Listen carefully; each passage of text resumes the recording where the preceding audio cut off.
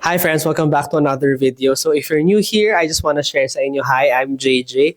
I share contents ng slow living, simpleng buhay, living alone, and at the same time, nag-share din ako ng mga music video reaction from time to time. Pero for today's vlog, I just want to share sa inyo the things that I will not buy ng 2026. Yung mga list na parang X muna at hindi ko na muna bibilhin this year.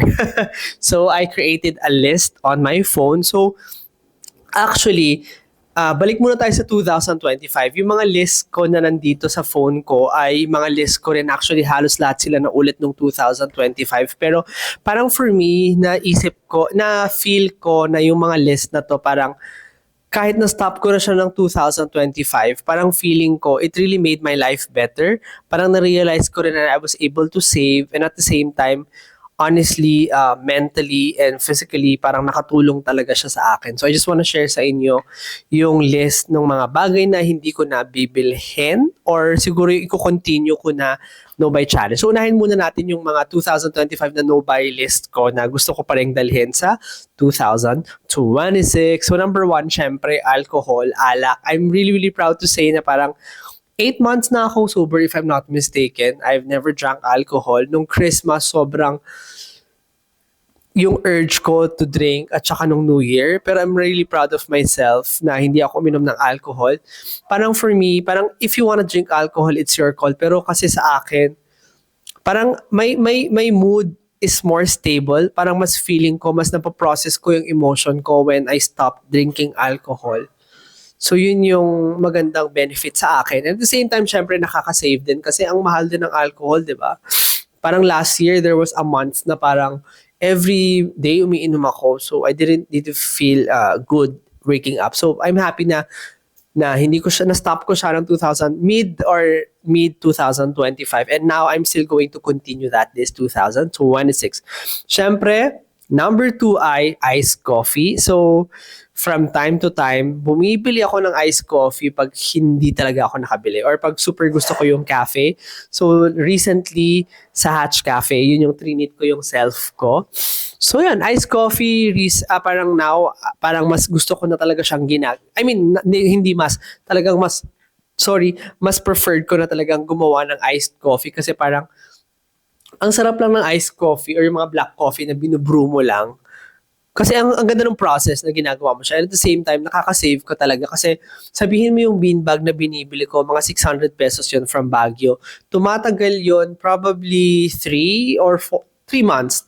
Yun yung pinaka-max ko, 3 months. So, i-divide mo lang siya. Unlike na pagbibili ka ng coffee everyday na parang sabihin mo, pinakamura ng iced coffee is 120. So, ang laki nang nasisave ko. So, yon iced coffee. Number 3 naman ay, of course, fast food. Medyo challenge pa rin to, struggle kasi from time to time, mas lalo pag tumatakbo ka or you just want to treat yourself, talagang minsan napapa-fast food ka kasi sobrang gutom ka. Pero ito yung gusto ko pa rin dalhin this 2026 kasi ang laki na talaga nasisave ko pag hindi ako nagpa-fast food. So, instead of me nagpa-fast food, binibili ko na lang yung pang fast food ko sa grocery at nagluluto ako sa bahay. So, yun, mas maganda yung feeling, mas alam mo yung kinakain mo. I know sometimes it's time consuming talaga siya, pero mas health-wise okay siya. And financially, I think para sa akin, mas mura siya. And of course, number 4 ay new clothes. Hindi na talaga ako bumibili ng damit. Pag may bago akong damit, nireregalo lang talaga siya. Or halos lahat ng mga damit ko ay inukay, hand-me-down, or in-upcycle ko. And lagi lang naman same yung mga outfit ko. Puro lagi ako nakasuot ng black. So, I don't find myself needing to buy clothes. Ayun. So, ano ba to? 1, 2, 3, 4. And number 5 is chips. So, ito, hindi to kasama sa 2026 list ko. Itong bagong list ng 2026, chips. Kasi ayoko na talaga mag-junk food. Mas preferred ko na yung fruits. Mas mahal nga lang yung fruit sometimes, pero yung urge ng pagkain ng junk food, parang yun yung isa sa mga gusto kong buy this year. And, of course, camera. Hindi na ako bibili ng bagong camera this year. Feeling ko I have enough camera equipment. So, nag-eye din ako bumili ng lights pero parang feeling ko stop muna ako sa any camera equipments unless masira siya na sana wag mangyari. Pero so far, I will not buy a new camera or any camera this year. Okay, so another list on my no-buy challenge is, hindi man siya no-buy pero siguro habit is doom scrolling. So, nag-stop ako mag-doom scroll early September, October. And sobra, I really felt good. Parang may mga postings ako sa mga social media pero ang ginagawa ko lang talaga, pinopost ko yung content, nagre-reply sa comments sa past post ko. Tapos yun na, hindi na ako nagdo-doom scroll, parang tinanggal ko na siya sa habit ko. And honestly, it really felt good. Parang for me, nung nagsaba ako mag-doom scroll, medyo nabawasan na hindi nabawasan, parang natanggal na talaga yung pagkukumpara ko sa ibang tao. Yung creative juice ko as individual, parang I tend to be more focused kung ano yung gusto ko. Parang hindi na ako nagko-compare sa self ko and I feel good somehow about myself. So, yun, doom scrolling.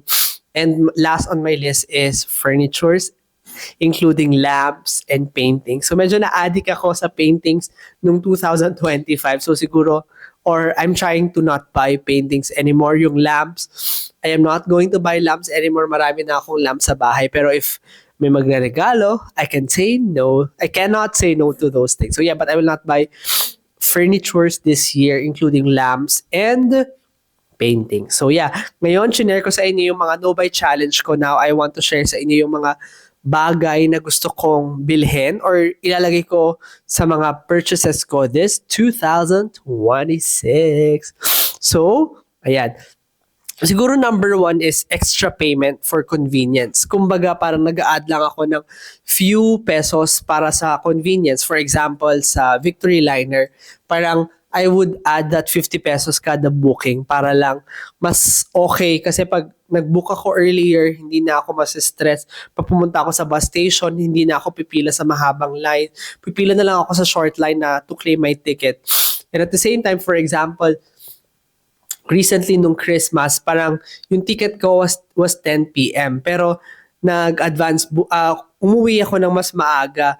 Apparently, yung sinakyan kong bus was deluxe. So, I had to pay extra 300 pesos.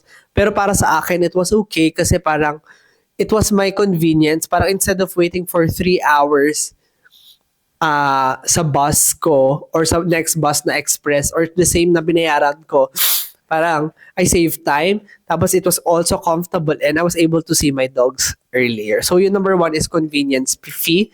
Number two naman is, of course, yung health insurance. Parang this year, naghahanap na ako ng mga insurance for my health para free yung pagpapacheck up ko ng mga blood tests, yung mga basic tests na yun. Kasi parang I don't find PhilHealth very helpful para sa akin kasi parang wala pa naman ako sakit. Pero gusto ko yung health insurance na makakapag-check up ako, makikita lang yung mga blood ko para makita ko if may mali ba or hindi nag-stabilize or hindi nag-normalize yung system ko, 'di ba? So, I'm considering MaxiCare na ni-recommend ni Ken. Thank you, Ken, for recommending it. Pero meron ba kayong recommendation ng parang health card na hindi ganun kamahal for me na single na gusto lang magpa-check up na parang routinary check-up lang to check lang my body, di ba? So, number 3 na bibilhin ko or gagawin ko this year ay mag-invest sa MP2 at saka sa mga other stocks. So, recently, nag-usap lang kami ni Ken. Thank you, Ken, for sharing this one. So, kung hindi nyo alam, MP2 is, I think, sa Pag-ibig. So, ilalagay mo lang yung pera mo. It's like a bank. Kasi parang, if I'm not mistaken, 6% ata yung kikitain mo tax-free. So, gusto ko nang mag-invest sa MP2. Tapos, gusto ko na rin yung mga co-op or parang other investments like yung sa co-op na shinare sa akin ni Ken in Baguio. So, I'm really excited about those things. Parang it's Bavesco. My mom said Bavesco.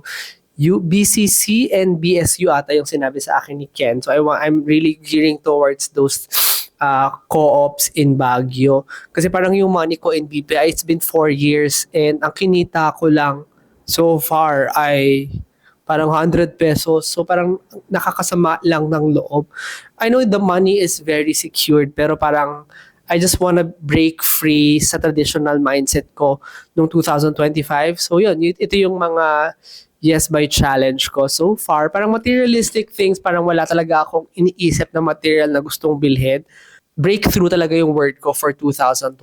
So with regards to doing stuff that I want, ayun, isa pa pala na gusto kong invest ay number 4 is of course education. So gusto kong mag-aral ulit ng kahit ano yan. Parang ang laking tulong nung pagtatahin na ginawa ko sa FIP. Parang it was really, really worth the money. Ang dami ko natutunan and really dahil sa pagtatahi na yon, ngayon nagpa-practice ako for my new collection. So yun, ito yung 4 na buy challenge ko. Hindi talaga physically material yung mga things na to. It's really a mindset, I think. And these are things na magandang i-invest. Parang hindi siya short-term investment. Parang it's for the longer period of time. Feeling ko it will be a good investment. 'Di ba? Hindi man siya money, I think, pero sa skill mo as an individual, parang yun. So, 'di ba, ang gandang mag-buy ng mga ganitong, for me mas gugustuhin ko yung mga ganitong intangible things na mag-invest kaysa sa mga gamit na nawawala naman, nasisira, naluluma. So, ito lang naman sa akin So, yeah, I hope may natutunan kayo or may mapupulot kayo sa shinare ko. Again, hindi ko sinasabi ito yung tama or ito yung dapat gawin mo. Sinishare ko lang yung perception ko as an individual sa experience ko. Kayo, ano yung mga no-buy challenge nyo this 2025 at ano yung mga i-include nyo na ngayon sa no-buy challenge nyo this 2026 at ano yung mga bagay na i-add nyo sa 2000 na ipapurchase nyo ngayong 2026. So muli, maraming salamat and I wish you a great 2026. And paalam. Simpleng buhay.